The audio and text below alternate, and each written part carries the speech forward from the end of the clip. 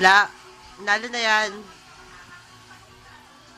Both of you have worked so hard to get here, but only one of you is about Siguro to dahil nagka-trio na, no? this universe. If Lady Tawa ng tawa yan eh. is unable to fulfill her duties, the first runner-up will take her place. Good luck to you both. Ganda nito. Ang manika. Parang manikin, no? Ito, pangit to eh, no? Tsaka eh.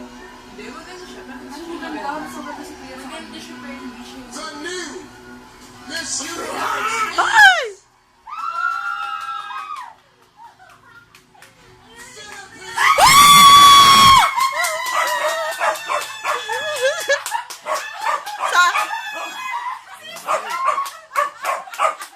Nagkatotoo nga yung post niya.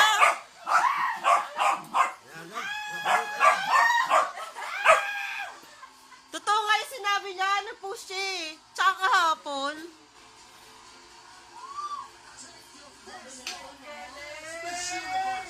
Ganda niya. Ganda talaga. Wala na.